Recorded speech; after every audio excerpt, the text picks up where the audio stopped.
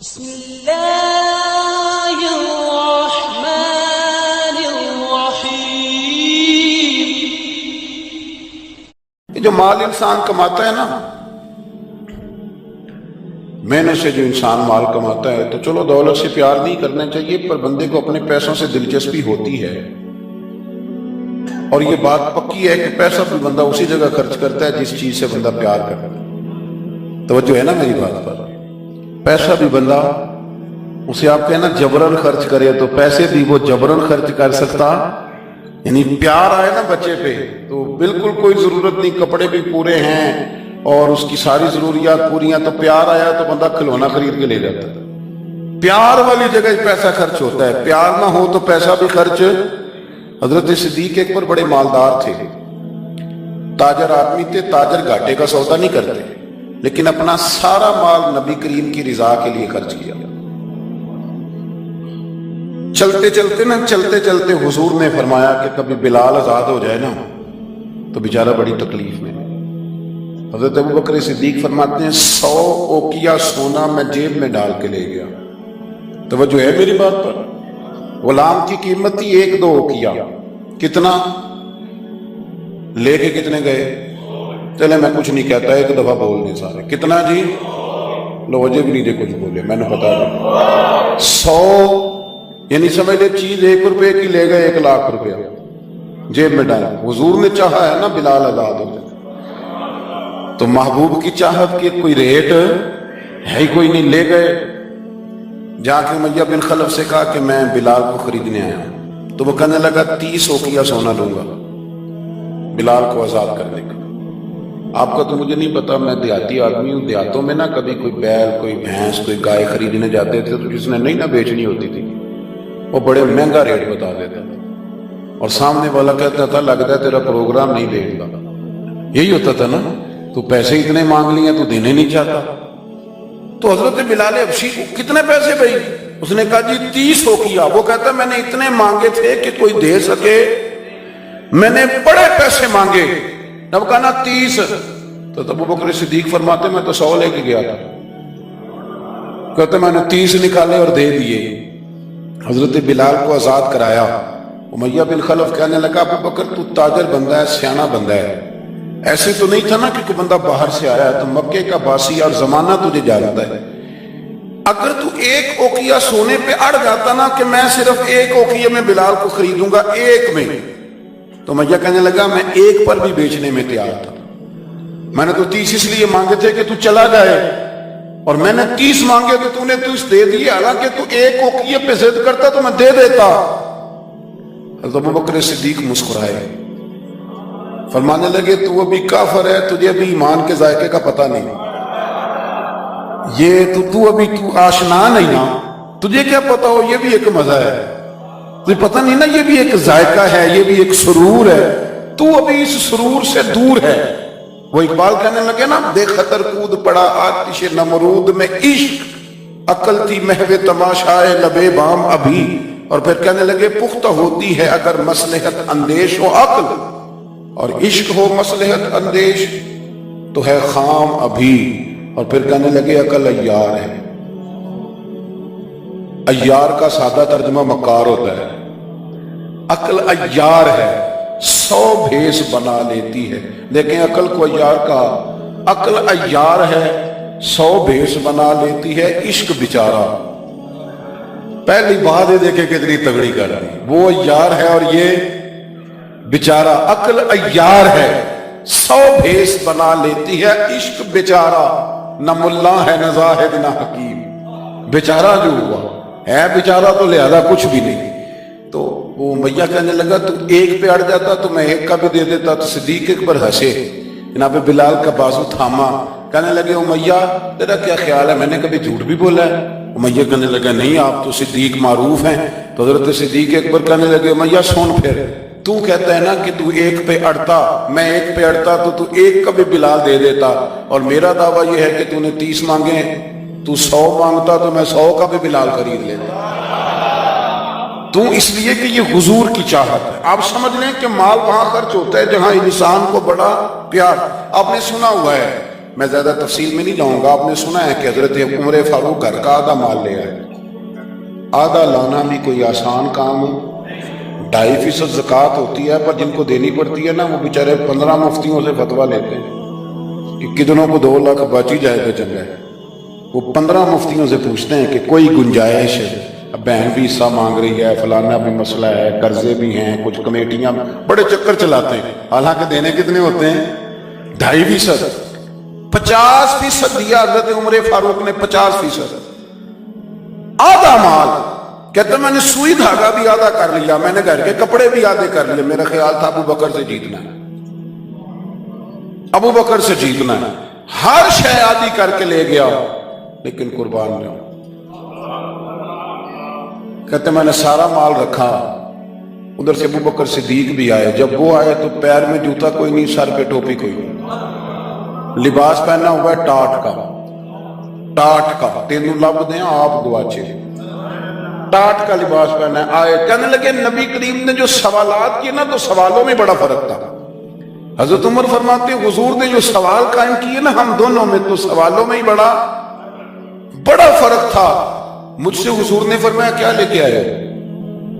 میں نے کہا تھا ذرا میری بات پہ توجہ کرنا. کہتے ہیں مجھ سے سوال یہ ہوا کہ کیا لے کے آئے ہو, اور کہتے ہیں ابو بکر صدیق سے یہ نہیں پوچھا کیا لے کے آئے, ان سے پوچھا گھر میں کیا چھوڑ کے آئے ہو. کہتے ہیں سوال پہ ہی بات ختم ہو گئی. اور میں کہوں میں تو کی تو جیتنا ہے, یہاں تو سوال ہی الگ الگ ہو گیا ہے. مجھ سے پوچھا جا رہا ہے کہ بھلا کیا لے کے آئے ہو, تو میں نے کہا یا رسول اللہ آدھا لے آیا. اور ابو بکر صدیق سے یہ نہیں پوچھا کیا لے کے آئے ہو. کہا ابو بکر بھلا گھر کیا چھوڑ کے آئے ہو. کہتے ہیں وہیں بات ختم ہو گئی. ابو بکر صدیق نے بھی بڑا ہی اعلیٰ جواب دیا.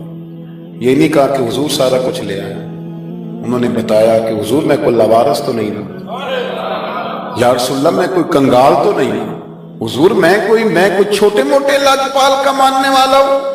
یہ نہیں کہا حضور سارا لے. عمر کہتے ہیں اگر حضور کے سوال میں فرق تھا نا تو میرے اور ابو بکر کے جواب میں بھی بڑا فرق تھا. حضور نے پوچھا کیا لائے ہو, تو میں نے کہا آدھا لایا ہوں. ابو بکر صدیق سے پوچھا کیا چھوڑ کے آئے ہو, تو یہ نہیں کہا حضور میں کچھ بھی نہیں چھوڑ کے آیا, بلکہ کہنے لگے یا رسول اللہ میں کوئی کنگال ہوں, میں کوئی لوارث ہوں. حضور گھر میں اللہ بھی چھوڑ آیا ہوں, اللہ کا رسول بھی چھوڑ آیا.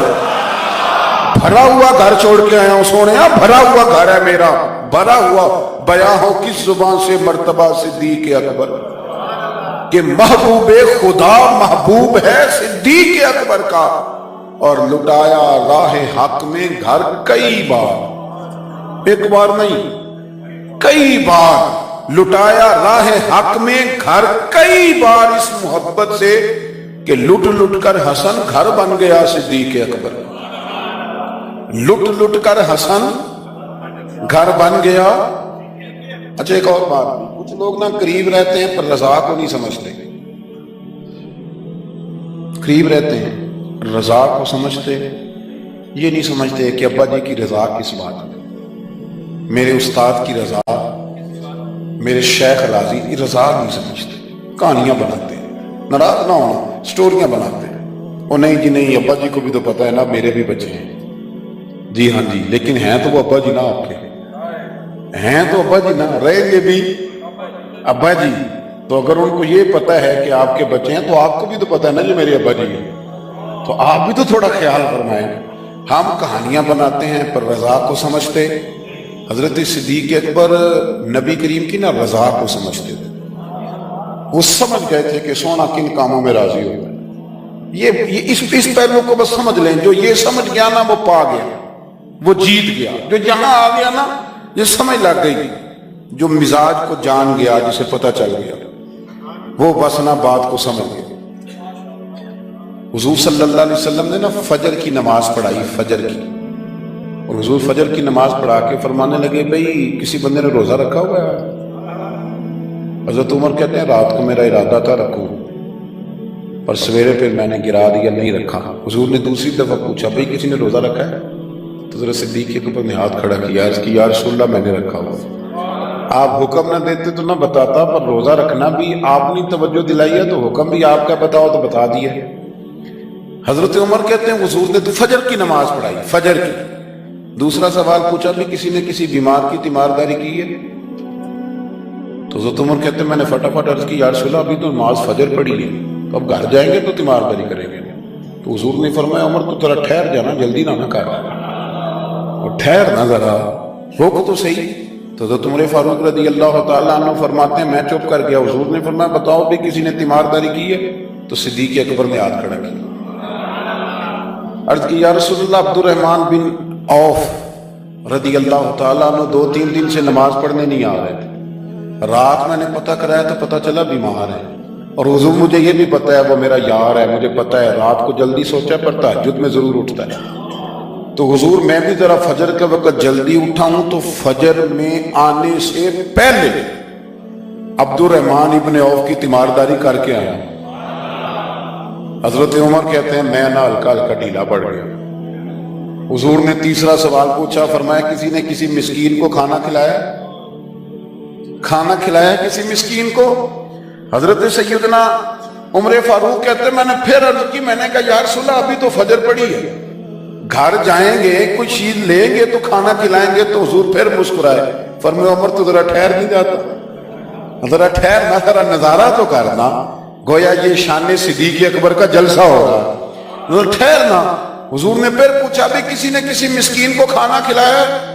تو حضرت عمر کہتے ہیں لوگ سارے دائیں بائیں دیکھ رہے تھے اور میں چپ کے ابو بکر کو دیکھ رہا تھا، کہ مجھے پتا تھا کہ بولنا اسی نہیں ہے، اور دل میرا کر رہا تھا کہ کہہ دوں دیو جناب جواب، دل میرا کر رہا تھا، وہ سمجھ گئے تھے کہ سونا راضی کن کاموں میں، بس یہ نقطہ انہوں نے پا لیا تھا۔ حضور نے فرمایا بتاؤ کسی مسکین کو روٹی کھلائی ہے؟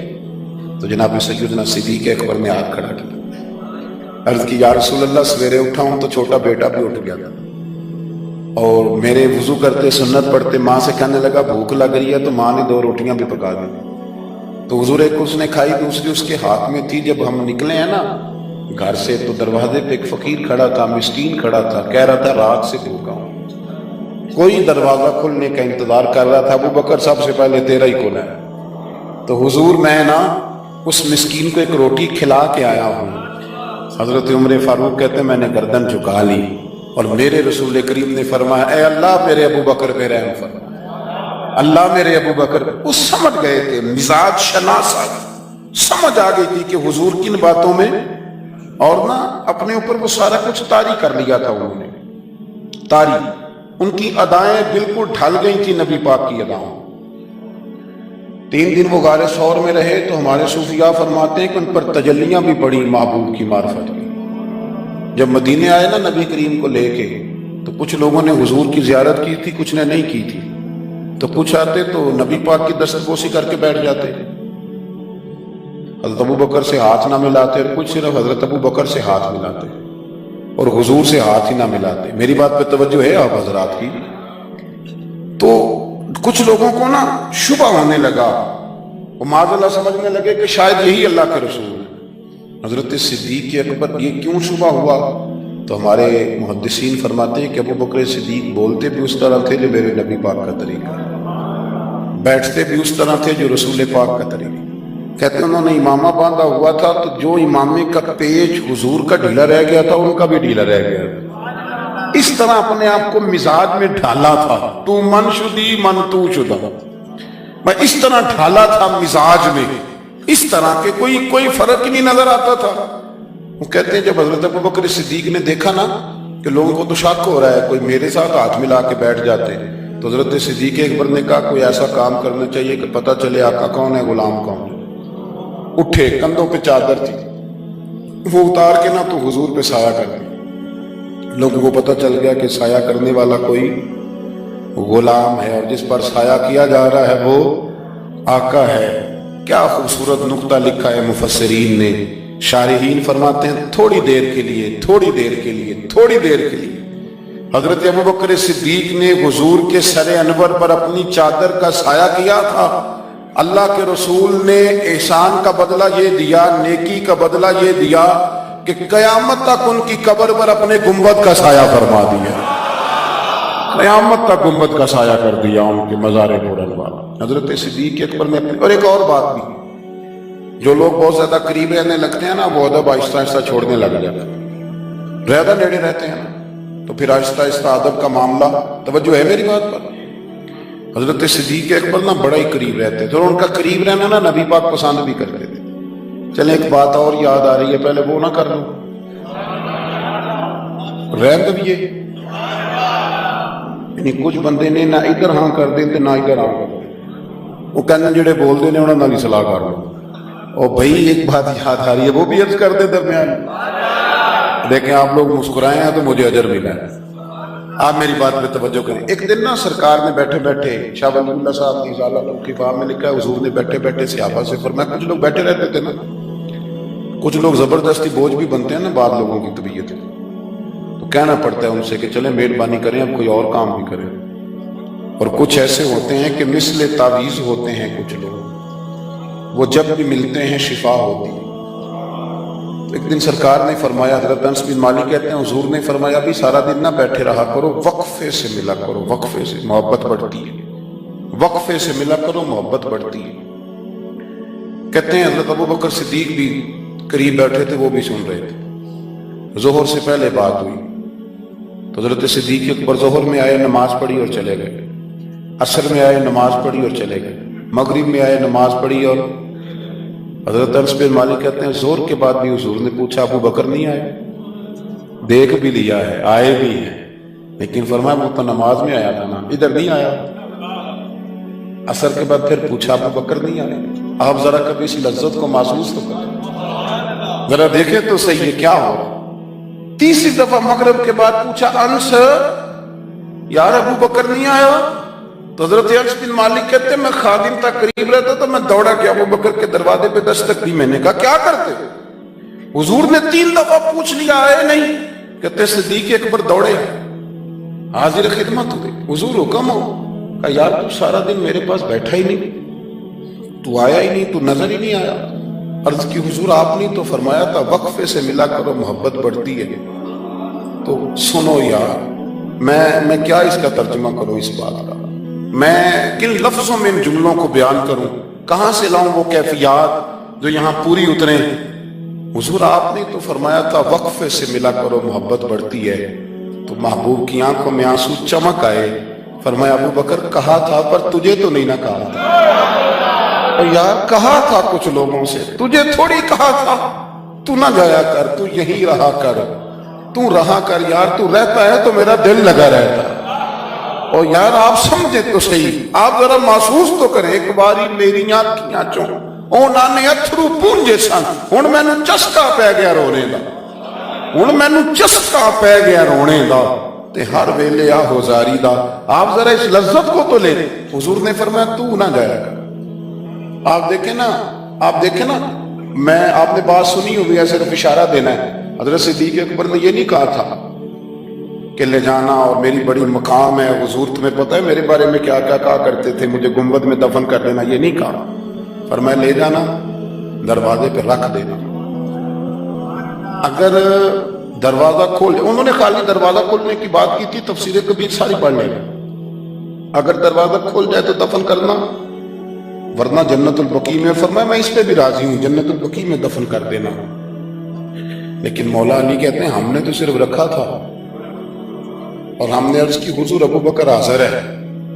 انہوں نے کہا تھا اگر دروازہ خود بخود کھول جائے تو رکھ دینا۔ کہتے ہیں انہوں نے تو صرف دروازے کی بات کی تھی، لیکن گنبد کا صرف دروازہ نہیں کھلا، اندر سے آواز بھی آئی، اندر سے آواز بھی آئی، لے او سجنا سا توڑ نہیں پائی، لے سجنا سا ایسا توڑ نہیں بھائی۔ اور درویش کہنے لگے پانی پرن سہیلیاں رنگا رنگ کڑے، اسی تے پریا اس دا جانیے جس دا توڑ چڑھے۔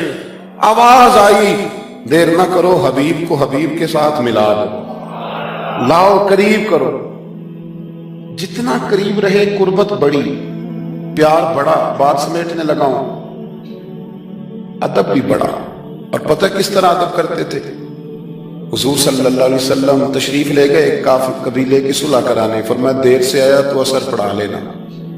صحابہ کو پتا تھا کہ جب حضور نہیں ہوں گے تو جماعت کون کرائے گا۔ حضرت بلال نے اقامت پڑھی، صدیق اکبر نماز پڑھانے لگے، حضور تشریف لے آئے، لوگوں نے ہاتھ پہ ہاتھ مار کے حضرت صدیق اکبر بتایا کہ آ گئے حضور۔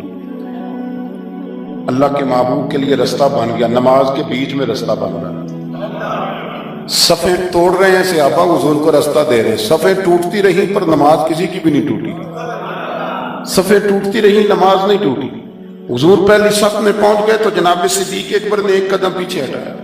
ہم نے سنا ساری زندگی یہی ہے کہ حکم آ جائے تو وہ ادب پر فوقیت رکھتا ہے، ایک قدم حضرت صدیق اکبر نے پیچھے ہٹایا تو حضور نے فرمایا ابو بکر نماز پڑھاؤ، انہوں نے ایک اور پیچھے ہٹایا، ابو بکر نماز پڑھاؤ، تیسری دفعہ نا حضور نے پھر حکم دیا تو وہ پچھلی صف میں آ گئے، وہ دور بیٹھے تھے خواجہ غلام فرید، وہ کوٹ مٹھن میں کہنے لگے نماز پڑھا کہ میں تیں ول ویکھاں، نماز پڑھا کہ میں تیں ول ویکھاں، مینوں کعبہ بھول گیا بھول گئیاں نی سب صوم صلاتاں، اکو یار دا فکر پیا، نماز پڑھا کہ میں تیں ول ویکھاں۔ اور اقبال کہنے لگے اذان تو ازل سے تیرے عشق کا ترانہ بنا، اور یہ نماز تو اس کے نظارے کا ایک بہانہ بنا، نماز پڑھا کہ میں تیں ول ویکھاں، کعبہ بھول گیا۔ نبی پاک صلی اللہ علیہ وسلم اگلی صف میں کھڑے ہوئے، مصلی پہ جماعت کرائی، نماز کے بعد حضور نے نا مسکرا کے پوچھا ابو بکر میں نے 3 دفعہ کہا تھا کیوں نہیں نماز پڑھائی؟ پھر بھی لفظ کوئی نہیں، جملہ کوئی نہیں، اتحیات کی حالت میں بیٹھے تھے تو ہاتھ باندھ دیا، کیا جملے کہے، کیا شان ہے۔ کہنے لگے حضور اب ابو قحافہ کے بیٹے کی اتنی جرت بھی نہیں کہ مدینے والے رسول کو جماعت کرائے، اتنا۔ اور پھر ایک اور بات، نبی کریم سے پیار کیا تو پھر حضور کی اولاد سے بھی پیار کیا۔ شاہ عبدالعزیز محدث دہلوی کہتے ہیں عمر فاروق خطبہ دے رہے تھے تو امام حسن آ گئے، میری بات مکمل ہو گئی، بس ایک دو باتیں یاد آ گئی، میں نے کہا چلو کھا لوں۔ شاہ عبدالعزیز صاحب محدث دہلوی یہاں یوں ترجمہ کر لیں کہ کبھی کبھی تقریر کرنے والے کو بھی مزہ زیادہ آنے لگ جائے۔ شاہ عبدالعزیز صاحب محدث دہلوی رحمۃ اللہ تعالی علیہ فرماتے ہیں کہ حضرت صدیق اکبر جمعہ پڑھا رہے تھے تو امام حسن آ گئے مولا علی کے ساتھ، تو بچوں کو بڑا پتہ ہوتا ہے کہ یہ چیز میرے ابا جی کی ہے، یہ میری اماں جی کی ہے، بچے بڑا دھیان رکھتے ہیں۔ تو امام حسن آ گئے تو حضرت صدیق اکبر سے کہنے لگے نیچے اترو نا، ممبر تو میرے نانا کا ہے، مجھے صحیح بتانا کہ جمعے چھوڑ کے بچوں سے بھی باتیں ہوتی ہیں۔ 7-8 سال کے بچے تھے امام حسن، پر معمولی بچے نہیں تھے، حضور کے نواسے، نیچے اترے میرے نانا کا ممبر ہے۔ تو حضرت مولا علی نے پکڑا امام حسن کو، پتر ادھر بیٹھ نماز پڑھ۔